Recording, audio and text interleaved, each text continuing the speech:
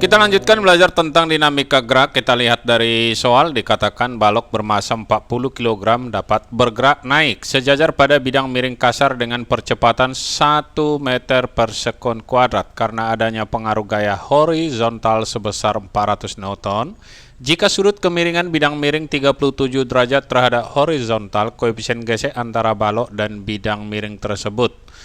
Kalau kita lihat di sini gayanya secara horizontal.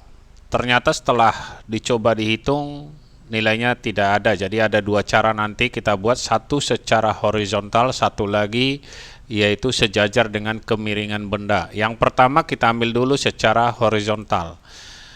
Ini bidang miring dengan sudut kemiringan 37 derajat, kemudian di sini ada benda dan ada berat W. Ini benda ini bisa kita uraikan beratnya. Kalau kita lihat di sini, ini sudutnya 37 sama, maka yang di samping sudut W cos 37 derajat.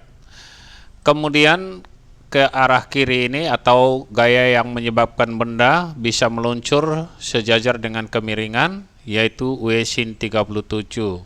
Berikutnya kita lihat gaya normalnya, dan gaya yang bekerja tadi secara horizontal seperti ini, secara mendatar. Kita uraikan dulu gaya ini.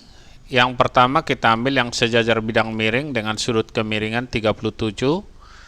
Di samping sudut kita tulis di sini F cos 37. Satu lagi yang sejajar dengan garis normal F sin 37. Kemudian gaya gesek. Gaya gesek arahnya juga melawan dengan gerak benda. Kita anggap benda naik ke atas dengan percepatan 1 meter per sekon kuadrat. Yang pertama kita lihat berat, yaitu M dikali G. M itu 40 masanya dan G sama dengan 10, hasilnya 400 Newton. Kita telah peroleh nilai beratnya. Sekarang kita hitung gaya normal yang bekerja. Gaya normal sama dengan F sin 37, gaya normal ke atas, kemudian gaya F sin 37 ini menekan ke bawah, dan W cos 37 juga arahnya ke bawah, sehingga kita jumlah F sin 37 ditambah W cos 37. Berikutnya kita masukkan nilai F dan nilai W masing-masing 400. Tadi W nya juga 400, F nya 400. Kita kalikan sin 37 0,6, cos 37 0,8, sehingga hasilnya 400 kali 0,6 ditambah 400 kali 0,8 sama dengan 240 ditambah dengan 320. Kalau kita jumlahkan ini hasilnya 560. Berikutnya kita buat dulu batasnya di sini.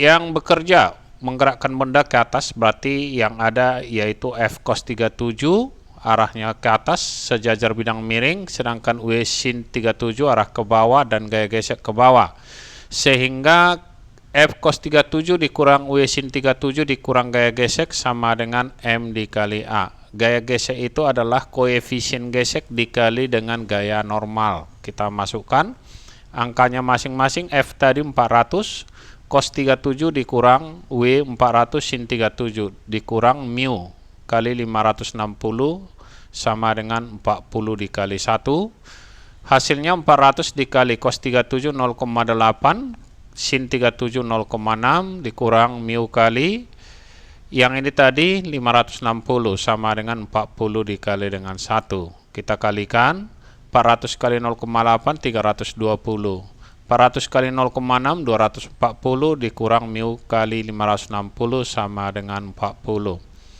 Kita pindahkan 320 dikurang 240 sama dengan 80. Dikurang mu kali 560 sama dengan yang ini 40 sama. Yang 40 kita pindah ke ruas kiri, dan yang mu kali 560 kita pindah ke ruas kanan. 80 dikurang 40 sama dengan 40, mu dikali 560. Hasilnya mu itu sama dengan 40 per 560 sama dengan 1 per 14. Ternyata hasilnya tidak ada jika F horizontal. Sekarang kita coba F ini sejajar dengan kemiringan. Kalau kita buat seperti yang tadi, dengan kemiringan bidang sama, benda gaya berat juga sama, kita urai gaya-gayanya. Ada W cos 37, ada W sin 37, kemudian ada gaya normal, dan ada gaya yang F tadi sejajar dengan bidang ini ditarik ke atas, kemudian gaya gesek arahnya ke bawah. Dari sini yang pertama kita cari dulu garis normal. Garis normalnya sama dengan W cos 37 ya. Jadi di sini F-nya tidak horizontal tetapi sejajar dengan kemiringan. Yang pertama kita cari dulu W-nya. W itu M dikali G sama dengan 40 dikali 10 sama dengan 400. Kemudian N sama dengan W cos 37 kita masukkan di sini. Di mana W itu 400, cos 37 0,8 sama dengan 400 dikali 0,8 sama dengan 320. Sekarang kita masukkan nilai F, W sin 37 dan gaya gesek, kita buat di sebelah kanan ini.